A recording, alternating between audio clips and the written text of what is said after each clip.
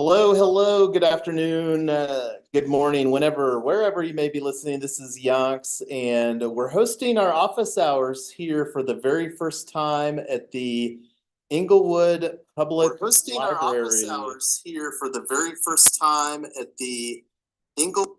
And I was getting some feedback from the video that queued up on my screen there. So with me on the Zoom is Amy and Tyler, and they are regular participants in all the things that we build. And with me in person here is Trish representing Drivers Co-op.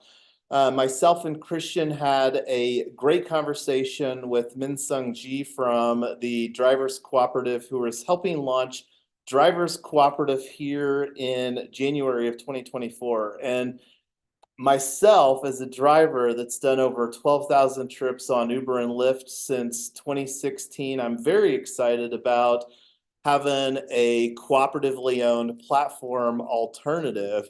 One of the things, and I don't, how long do you currently drive yourself, Trish? I've been driving for about 2.5 years for both Uber and Lyft. Okay. And so you wouldn't remember, but there was actually another platform that was operating here in Colorado called HeroX. So that's something that you might want to write down and make a note of, because they had some really cool aspects, and I don't know what it looks like as far as from the Drivers Co-op, like the app and stuff and the features, but I'm excited to learn more about Drivers Co-op. So one of the things with our office hours, this is really a format that's more geared for whoever shows up to kind of ask some questions, and it's not as a structured agenda as we normally run in our working groups. And so anyway, I will go ahead. Well, Jason, since the rest of us weren't on the call the other day, why don't you or you and Trish both kind of go over what Drivers Co-op is and how it works and kind of fill us in? Drivers Co-op, this kind of whole idea started in New York with New York City taxi and limo drivers. There was a community organizer there. His name's Eric Foreman, and he wanted to see if people could, if drivers wanted to organize and maybe work on their own platform and get off of Uber and Lyft. And it turned out a ton of people did. They were able to raise some funds, and they have a developer team up there. We were able to build our own app from the ground up, which is amazing. And they launched on demand back in May, but they've been operating since about 2019. And we're looking to be the second state here in Colorado. I found out about this movement and everything over the summer. We had to get a couple of laws changed so that we could come into this transportation industry as a TNC, just like Uber and Lyft do. That's when they match riders to drivers through a digital application where there's no, like dispatcher in between kind of thing. That there's a lot of different rules on that kind of stuff. So in January, we'll be able to get our licensing and get started here. So the app's already built. We're actually working on beta testing right now, just being the second state here and how that works differently than it does in New York. We've been onboarding drivers for a couple of months now and doing orientation sessions to teach people about worker co-ops. Because the great thing about us is, and being a part of the co-op, besides we own the app, so, we can kind of set pricing here differently than other states, but the rider experience is the same for everyone, just like it is for Uber and Lyft. They have an application that they download called Co-op Ride, and it looks seamless for all riders. And then drivers have a Co-op Drive app that they download, and they're able to upload their documents and get approved, and then they're able to pick fares and pick routes that they want to go to. Some drivers, will want to do scheduled rides, and we're kind of we're looking into working with Accessoride, RTD, some NEMT contracts. We also really want to work with refugees, organizations to try to help transport people to jobs, that kind of stuff, just where you can get away with these surge prices where Uber and Lyft are gouging customers, and that their drivers really aren't getting a whole lot more of that anyway. So we found out that Uber and Lyft are really only paying their drivers about 30–40% of the fare, and we're going to pay our drivers 80% of the fare. Plus, everyone's a co-owner in the company. So once, it'll be a little while before we make profit, but once we do start to turn a profit, those profits come right back to your local community, to Colorado, because we're our own little co-op here, even though we're all kind of using the app. It's kind of like a franchise system. We want to build a federation of driver co-ops all over the globe. We're starting with one or two here, and then we'll expand.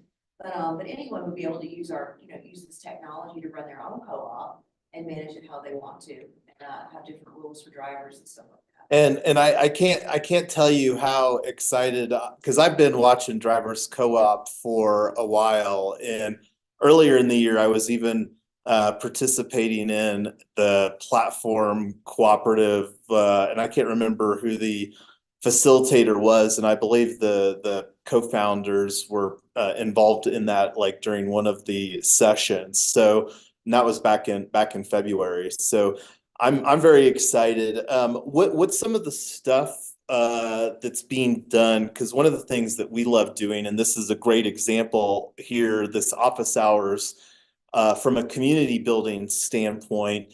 And just as I was mentioning before we were on the live stream, that one of the reasons that Inglewood is very strategic is that we've identified 3 pilot communities here in Colorado for one of the aspects of this circular economy or alternative ownership enterprises that we're creating. And one of the things, because what we're doing, while we've not had the aspirations of being a platform like an alternative to Uber and Lyft, we were wanting to create even more opportunities through ownership. Because one of the things that I've not acknowledged through my 6 or 7 years of driving is the vehicle that you drive can make a big difference on your profits for a driver. And one of the reasons that we love, when we do our next office hours, so I'm going to go off on a quick tangent here. So Gigs Go Green is a movement for gig workers. And I don't think that we can get the narrative any more simple than that. And this is one of the things that we're really creating with what we're building to reduce the barrier of entry for people to participate in here. Because the thing about gigs is it's really much larger of a scope than this niche of Uber and Lyft drivers. That's the niche that we're specifically targeting, because one of the things that I mentioned in our conversation with Minsung yesterday is a lot of founders operate from what's my exit strategy. And I'm blessed financially where I would rather create something in a very different philosophy that is called an exit to community philosophy. I want to build something here that I can participate in, benefit, and create social impact, and then get something that as it's operating hopefully largely autonomously, then my participation requirements go down substantially. And one of the things that we're really wanting to do is create a model that can also be replicated on a state-by-state basis. Because when you think about solving basic human needs, what we're providing with our model solves transportation, energy, and a better solution for affordable housing with ownership of all of those components. So Gigs Go Green is a movement for gig workers, and how that we're going to really create this synergistic cooperatives model is with what we're calling tri-co-op, as in 3 cooperative, and then STO stands for security token offering. So this is a way that it's our method of raising capital, and we're specifically using regulation crowdfunding. One of the reasons that we love using regulation crowdfunding is that we can have a very low barrier of entry. You don't have to be like an accredited investor with over $1 million of net worth to participate in what we're offering. And we're really anticipating the minimum threshold to be $100 to become an owner. Now, one of the things that we're really going to be having more conversations about is this idea of alternative ownership enterprises. one of the reasons that we love that is, and let me actually just bring this up here real quick in a browser window. And I'll go incognito to google.com. And one of the things that I love here, and let me make this bigger for everybody, is doing an advanced Google search. So let's do one for circular economy. And I also have, and thank you, Tyler, for ordering the Circular Economy Handbook. So let me show you here, circular economy, how many pages that Google has indexed for circular economy. So this number, about 93 million. That's a lot. So that's one of the reasons that we're using circular economy. Most things that I see with the circular economy, and that's also one of the reasons that we're using the recycle logo, because it's or emoji basically, is that it's just a very easy visual thing that we can identify. And the nice thing about with us doing 3 is that, and we haven't even done like this let me see here, position. So and it's just a super basic hashtag, and that's what we're using for like our logo right now. So anyway, what we're looking to do is, so let me go back to this page here, because what I wanted to show is what the opportunity is around this alternative ownership enterprises. And this is also a conversation that I think is worthwhile with having with Drivers Co-op, because one of the things that, and one of the reasons like we do this format that we do, is that this also feels like a content strategy, because this is getting literally right now broadcast on multiple different channels within our own ecosystem, including Facebook, LinkedIn, Twitter, YouTube, and again on several different channels, because I'm not going to break down why, but so anyway, let's look at this alternative ownership enterprises.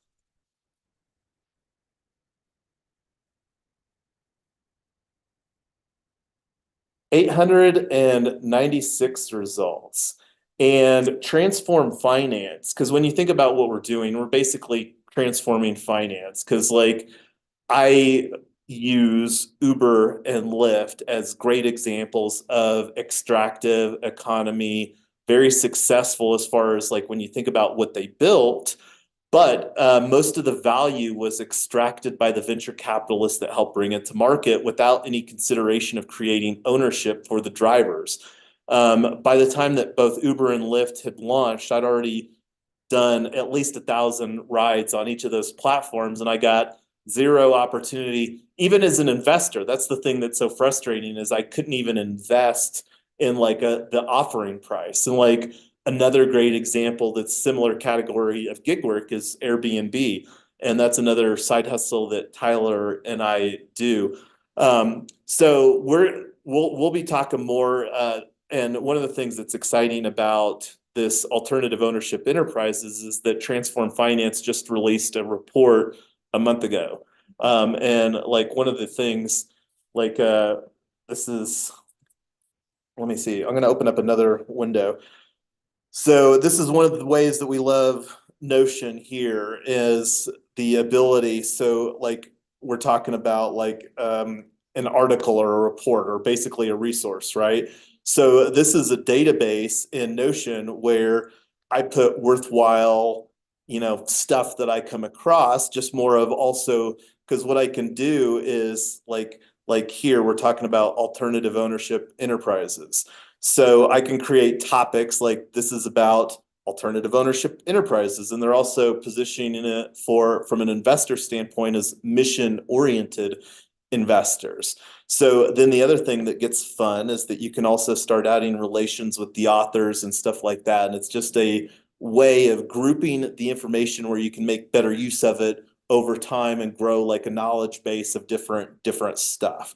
So like I could very easily come over here and like here's visualizing the data on a per project basis. That's another way that I created where we can, because this notion is organizing stuff like, because going back to this try co-op security token offering, let's walk through how that we're going to help gig workers to go green.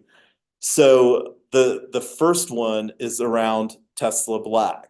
As a driver, I know that in order to do the ultra premium rides, the car literally has to be black on black. So if you don't have a black on black car, you can never do the ultra premium rides. In order to do the XL rides, you have to have 7 passengers. So U plus 6. So having a 7 passenger black on black is the only way to check all of the boxes to make the most money. So we're looking to launch this DAO. Have you ever heard of a DAO, decentralized autonomous organization? So we're fans, Amy, myself, and Tyler. We launched back in July of 2021, Retoken, the real estate DAO, because one of the big opportunities that we see is surrounding the tokenization of real estate. So anyway, let's put that on the shelf. So we like I mentioned, I think before we were live here, we've been really exploring, because the way that I like looking at it as a DAO is a cooperative that's technology enabled. And it gives a lot more ways through, like, because when we do this token offering, or these 3 security token offerings, we're basically going to have 3 publicly traded companies. And whether it's going to be publicly traded, probably not. The goal with the offering is to get investors so that we have funds so that we can start putting this engine in place. So with Tesla Black, let's say that we do sell out our offering, 5 billion is how much that you can raise via regulation crowdfunding. So let's break those numbers down. So there's nothing that would make me happier than if all of that offering went primarily to gig workers, because we're really creating this engine to be for the primary benefit of gig workers anyway. So, and what that would look like is, in order for us to sell that out right now on our timeline and our roadmap, we're looking to do our security token offering on February 22nd. 222, we've got history around 222. We actually, on 222, we proclaimed International DAO Day. No, it was 21, no, it had to be 22. 222, one of the great palindromes of all dates of all time, and that's my inner geek. So, and that would, in 2024, that'll have been 2 years ago. So the other thing that's significant about that, and I'm actually wearing a hoodie from ETH Denver that I stole from Tyler. Thank you, Tyler. Is ETH Denver, the largest Ethereum conference in the world, kicks off on February 23rd. So the opportunity for us to do like a security token offering launch party / ETH Denver launch party / DAO Day 2024 is kind of like a big thing that because we like having fun. Like I don't personally want to be involved in anything that I don't consider fun. Like that's one of the reasons that this format exists the way that it does, is because it's fun for me, but we also structure it too. Like, I don't know if I relate to Minsung, but people that participate in these events actually get tokens and that's one of the things that we use as like a proof of participation, proof of contribution. So by you being here, after we help you get a Web3 wallet, Trish, you will get some tokens for participating in this event. So that's one of the ways that we like exposing people to this technology, because this is all really experimental. Like there's not great playbooks for how to operate a decentralized autonomous organization. There's not even solid playbooks surrounding successfully launching a regulation or equity crowdfunding raise.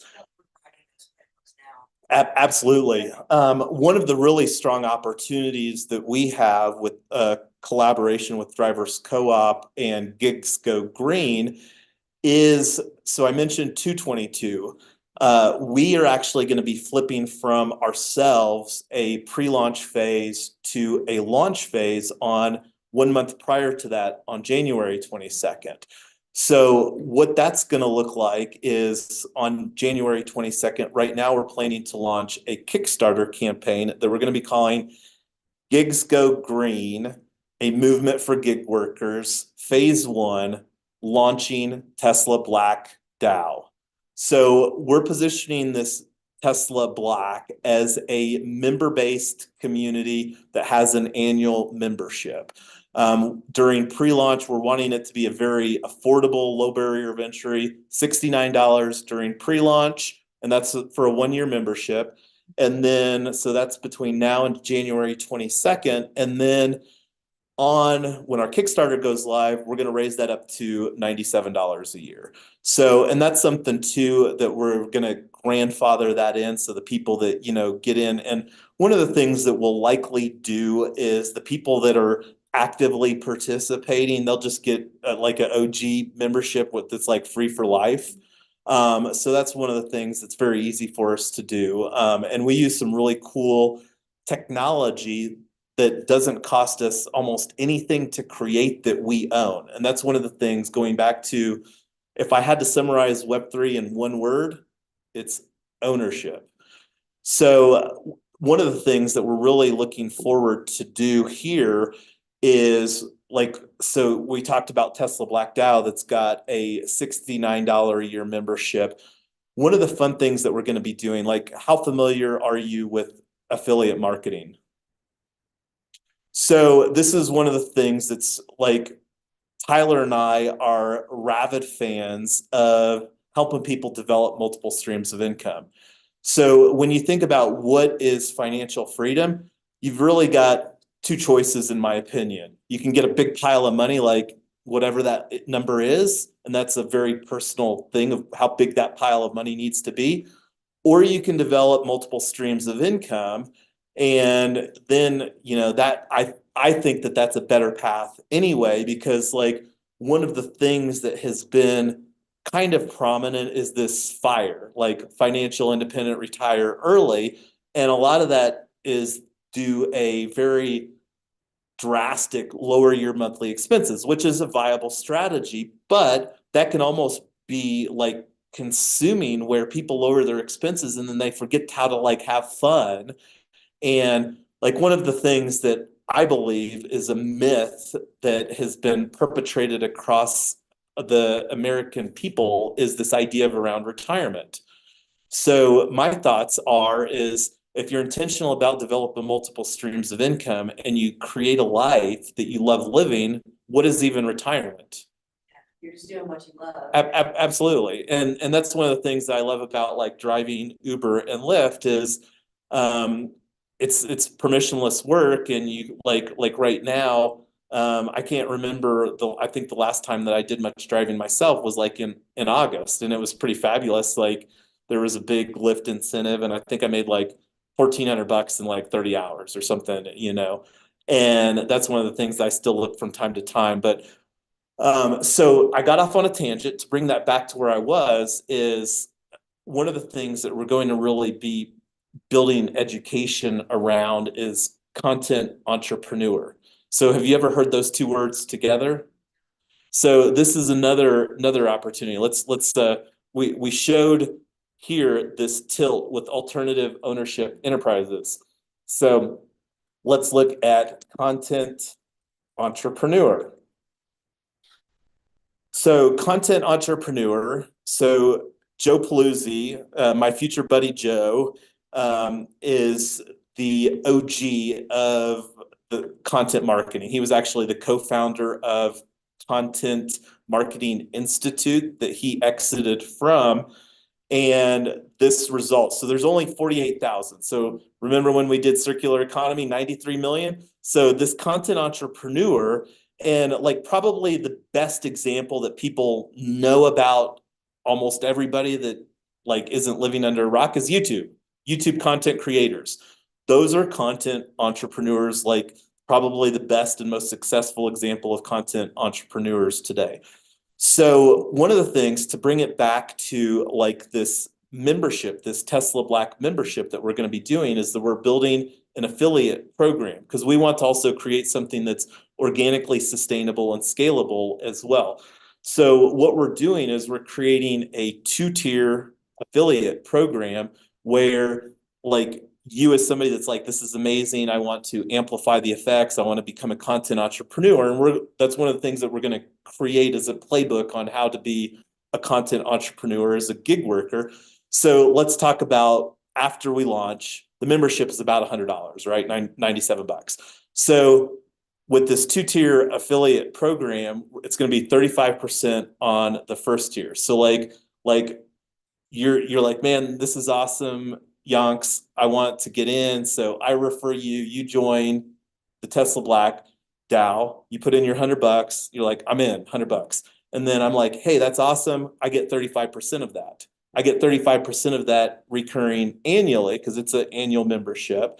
So then when you think about like how I would only have to basically refer 3 people and then my membership is paid for. So one of the things that we're wanting to do is create like this dynamic to bring it back to the gigs go green, because I don't know what the demand is, because like let's talk about 5 million.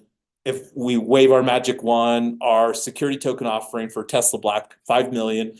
So just breaking down some numbers, if we paid cash for those cars, I don't think that we'll have to, but if we did, that would allow us to buy 50 cars. And that's about 3.5 million thereabouts. So 50 cars, one of the things that we are going to do, instead of saying, hey, 1 car, 1 driver, we're wanting this to be more of a cooperative situation, because like the legal limit for what a driver can drive a week is 70 hours. So let's do some math again here real quick. 24 hours a day, 7 days a week, 168 hours in a week. 168 minus 70 equals 98.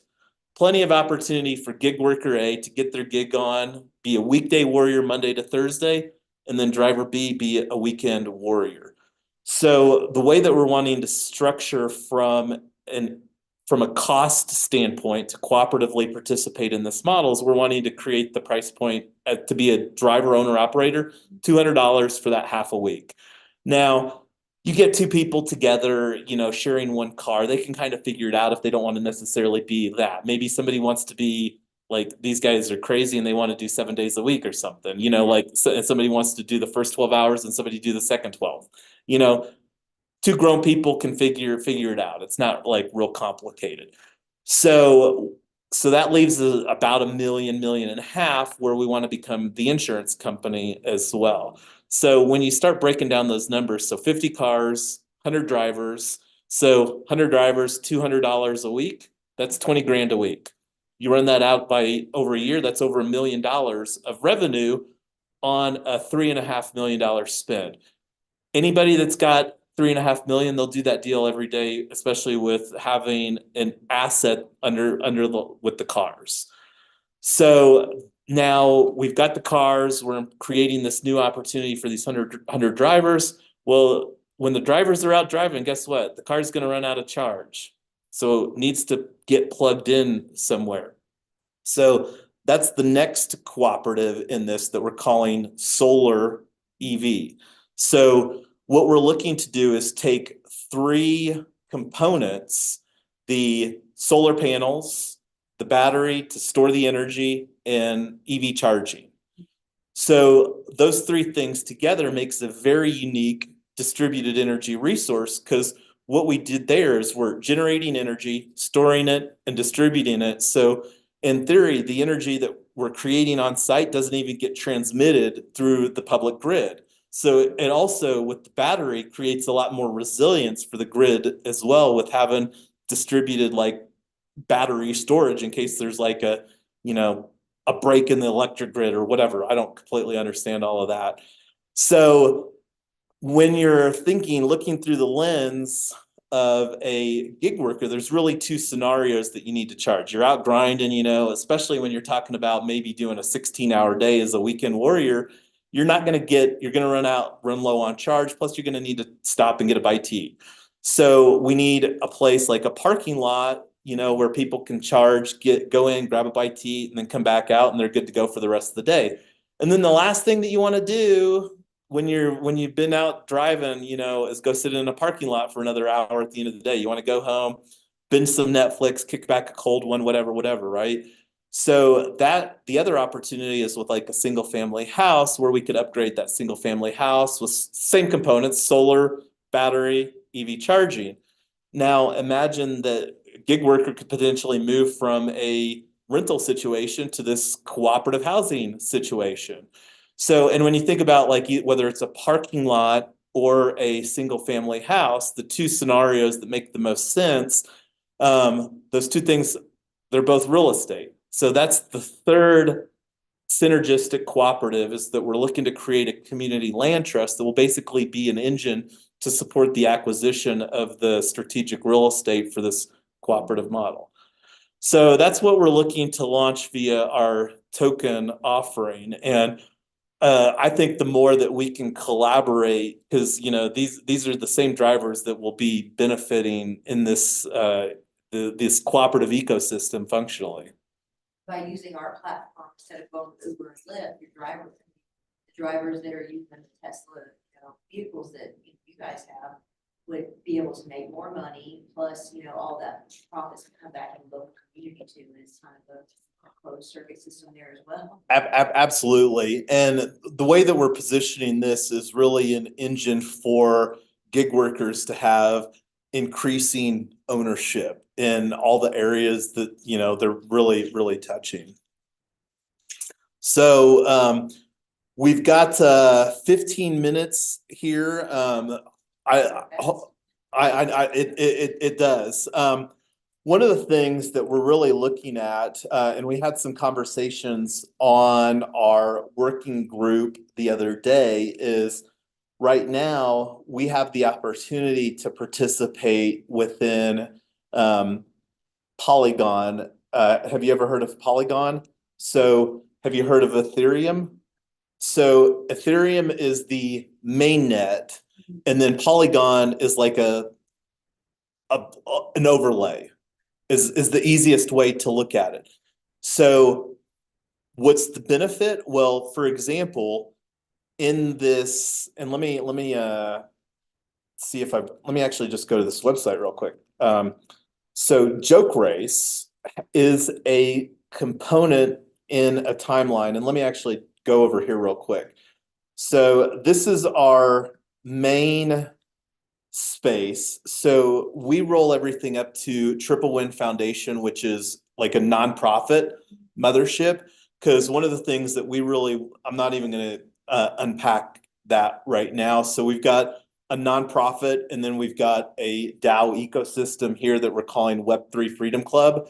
And then like Gigs Go Green is really the first project that we're doing through Web3 Freedom Club. So think of it as kind of like an incubator / think tank is a good way to look at Web3 Freedom Club. So where I was going with that, this is a mini project page that created for this Quadratic funding round. And this has got the different details. And the thing that's of most interest is the timeline, because it's a really tight timeline. And I don't know if the Wi-Fi is not great here. This is one of the things that when I was doing on Wednesday, I was at the, do you go to the libraries much around the area? So I was at the Corky Library for Denver right there off of Colfax, just a little, I don't know if you've been to that one. Okay. So the reason that I like that library is that we regularly have a meetup on every other Thursday for the crypto community in Colorado that I've been participating in for a while. So it's literally just up the street. So the opportunity of like doing a more intentional like working group and then going over and having a happy hour beer is kind of the thoughts of, you know, leveraging and strategically building community events. So that's probably something that we'll look at doing for a working group on the 28th of December. And that's one of the things that we're getting better at as far as from a communication standpoint. And I'll get your email, Trish, before we part ways here and get you added to. It's a pretty ad hoc. That's one of the things that like we're so foundational as far as because we like having the conversation about tooling and stuff like that very publicly. And I'm kind of a geek, as you could see, when it comes to the tooling. But anyway, here's the timeline. And I don't know if this is still accurate, but the community contest is the one that I was talking about here, which is literally right around the corner. And what we're really looking to do is to do our own overlay where we can basically gamify and incentivize, because that's one of the things that's really fun about using tokens. Like these social tokens is it's kind of like Play-Doh. We can basically do what we want with it, and within reason. And the more that we do things within reason consistently, then that creates like a track record and stuff like that. So this is Joke Race, and it doesn't have a beautiful UI, but one of the things is that it's a way to basically say, hey, because how that this is being used is Polygon through their so this is 170,000 Matic. I'm not sure what that translates to because number go up, number go down. And what does that look like, Tyler, right now? Do you want to throw that in a calculator somewhere? 170,000 Matic. Yeah. What's Matic currently trading at?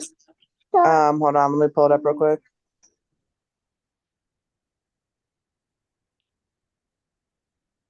No.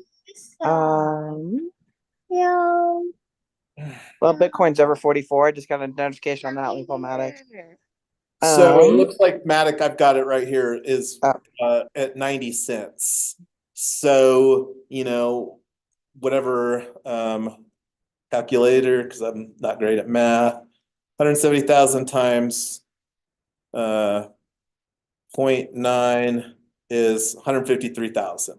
So the way that this works is that there's going to be like this contest is going to shortlist projects that will be able to participate in the second phase of this, which is a grant phase. So this is the qualification phase where projects such as ourselves will get shortlisted, and then the other phase is over here where people can donate like Matic. So this is like a public goods type of mechanism to basically where the community gets to determine how the funds get rewarded. So it's a pretty cool way of that. And so we're really looking to create a mechanism that creates awareness about what we're doing. Because like when you think about like, let me go to my timeline here for timeline. So here's the timeline of where we're at. I don't even know. So right here's submit the application. I don't even have the like other relevant dates on this timeline. But that's one of the things that we're going to be working on here, like a lot, like for the next couple of days, because we really need to get like something. And one of the tools that we're looking at, and this is one of the things that I did want to bring up, and I almost forgot. So we've all heard of Forbes, the business magazine, right? So Forbes is very engaged with Web3, and here is the Twitter for Forbes Web3. So they already have 26,000 followers. And one of the things that was interesting is that they're using Galaxy to do a contest. So here's the tweet that Galaxy made for this is a blog post here. So let me actually go to Galaxy. So Galaxy is a platform for doing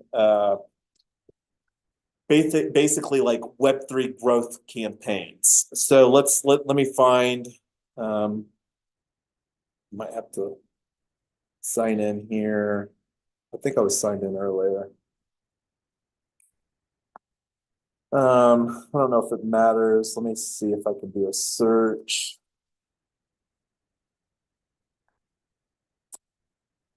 It might be a link. Check out the campaign details here. So here's the Forbes Web3 campaign, and I'm actually planning on doing a breakout piece of content where I'm going to go through this process myself. So they've got this because this is something that people, and this is something that I would encourage anybody that's on the call right now to participate in, because the more that you participate in this stuff, you really understand how it works, right?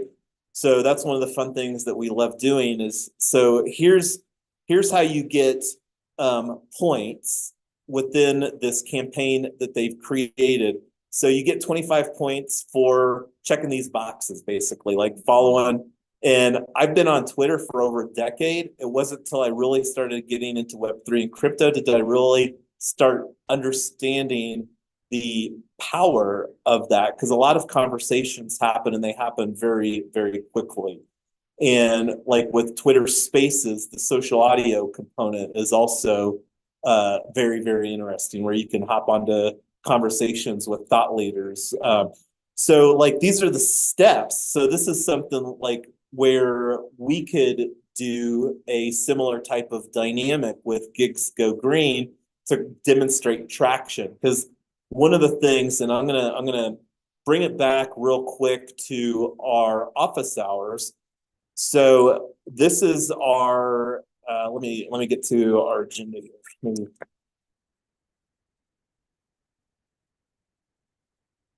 Oh, Windows stop collapsing on me.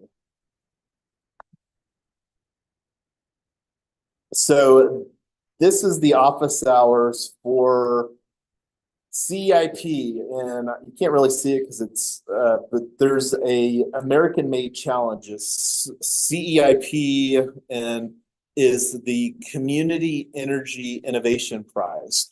So the three of us, we've submitted multiple projects in the past. We actually have submitted several around this solar EV narrative, just the energy piece previously, that we should get some determination and some feedback on.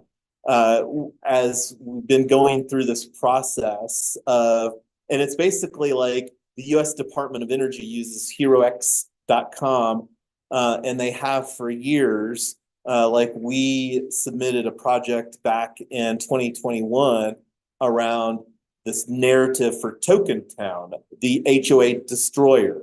So when you think about a community framework that doesn't, in my opinion, serve the community members well, the HOA is one of the top of the list as far as a community framework that's primarily for the benefit of the developer and the municipality so that they can get this prefabricated community launched. And it's been a very popular tool that developers have been using for decades for creating a repeatable model.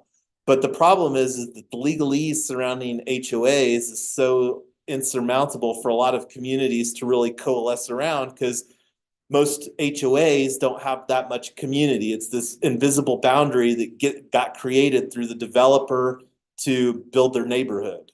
So one of the things that we're really wanting to do is, like, that's just one example. I'm not even going to unpack that, but that was the Solar Prize round 5. We submitted Solar EV here in September for round 7. And then right now we're working on this Community Energy Innovation Prize. One of the things that came up with our conversation with Minsung yesterday is that there's a really strong opportunity. Let me go ahead and open this up. So HeroX.com/CPP with 3 Ps, which stands for the Center for Purpose and Performance. So submit a proposal that is firmly rooted in existing empirical research while also charting new trajectories. So one of the things that we're like, to go back to Tesla Black, we're positioning Tesla Black as the most profitable community for gig workers. That's like the tagline. One of the things that we're going to do to deliver value is have like mastermind types of conversations and different things. Like one of the narratives that we're wanting to create for drivers is around this Gigs Go Green movement, where instead of a tip, GoFundMe. Here's my GoFundMe page. And then because like the opportunity to evolve the narrative over time, because like people that are just entering our ecosystem, like Min Sung mentioned that there's over 1,000 drivers that have said, hey, I want to be a part of this driver cooperative. So like we're talking about acquiring 50 Teslas. My belief is that once we really turn this on, that there's going to be a lot more demand for people that want to have access to a Tesla to drive, because you just make way more money. That's the bottom line. And I know that because I drive one. And I mean, I can normally make 30 to 40 bucks an hour when I'm driving pretty much 24/7. And that's one of the things too that we really want to amplify through numbers. So talking about empirical research, like one of the things I like operating through the lens of a funnel. How can we bring people into what we're creating? So like thinking about a way to do that is like with the Facebook quiz, where we could say like gigs go green. Hey, did you know it's actually more profitable to drive an electric vehicle as a gig worker? Or just however we wanted those questions to look like. And then one of the goals after they answer the quiz would be to participate in a Gigs Go Green webinar, where one of the goals of that webinar would be either to onboard them into the Gigs Go Green, like join the movement, or if they really saw the value proposition, join the Tesla Black DAO at that membership. And when you think about like the way that we're wanting to structure this, like me, remember, this is a model that I'm building for myself to participate in. Like, so when you think about that economic incentive that I talked about with this affiliate commission, I get a pipeline of people joining a webinar, and then, I convert some of those people to join. For every person that I get to join that webinar, I get a $35 affiliate commission. So that's one of the things that we're also wanting to teach, besides like the GoFundMe, where a driver could turn a passenger into social proof. And my thoughts is that like if somebody is maybe thinking of tipping $5, there may be somebody that really buys into this narrative. Instead of like $5, they'll go fund maybe 20 bucks, for example. I could very easily see that happening. And when you talk about giving 100 rides a week or 60 to 100, it's just a numbers game at that time. So that's one of the things that we're really looking to finalize from a narrative and a workflow standpoint. And then, because the thing that's fabulous about that sort of thing, like empowering a gig worker to create a GoFundMe, we're talking about a low cost to do that. And that's funds that would go right back to that gig worker that they could potentially use. Like maybe the dynamic is so high that we're like, in order to participate as an owner operator, it's like a $500, $1,000, deposit or whatever, because we might have too many people that, and that might be a way to reduce that. Or like with people that are going through this GoFundMe process, that would be an easy way that they could like, reinvest into their own business and stuff like that. So I know that that's a lot, Trish. That's so fascinating. I'm really excited about all this stuff. So the Center for Purpose and Performance is, I think, a very strong opportunity that we have not yet decided on if we're going to participate in. I'm really hoping that somebody raises their hand and say, hey, I want to be the leader of that effort. And that's kind of the direction that going in with some people right now. But I think that would be another strong opportunity where through methodologies, which is the person that sponsored this is at betterup.com.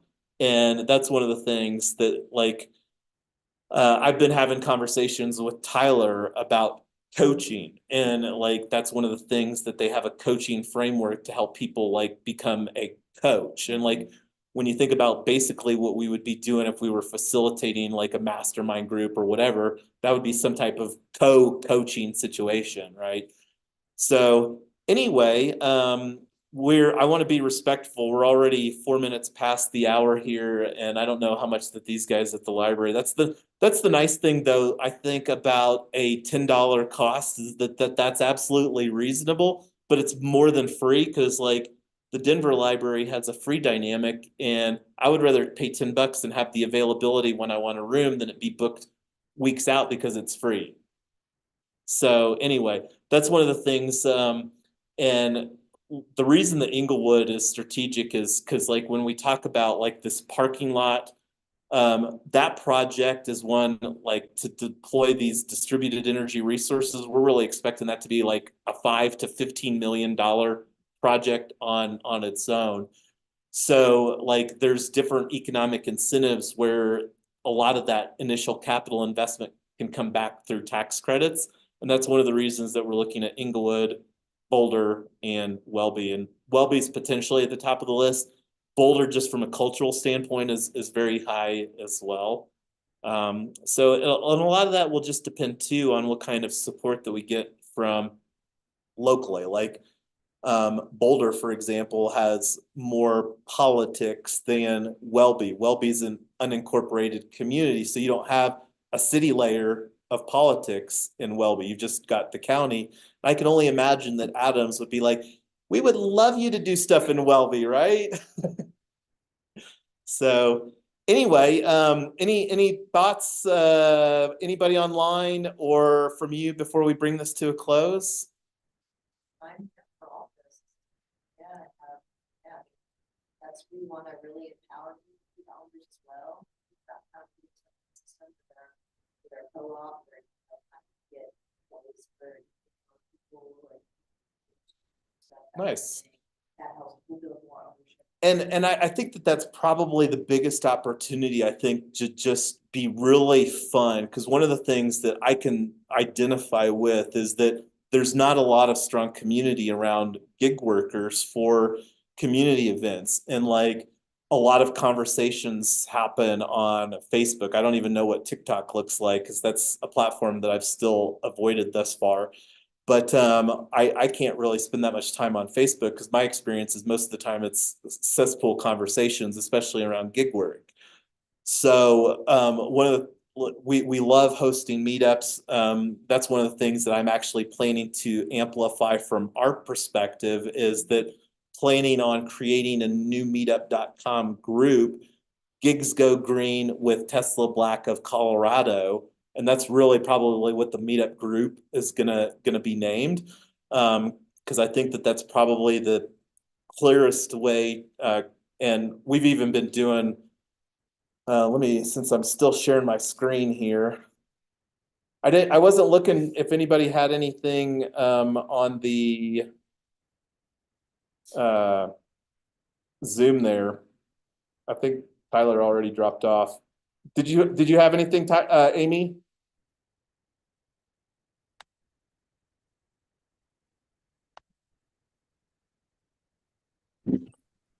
I don't know if you're calling me up, but I'm in driving outskirts of the city, and I don't know how good my reception is. Fair enough. No, we were just about ready to bring the live stream to a close here. We're already 8 minutes past the hour, and I only did reserve this room. Obviously, there's not somebody knocking at the door kicking me out yet, but I don't want to burn any bridges at the community library here in Inglewood because I think that this is a space. If you can hear me loud and clear, I want to welcome Trish.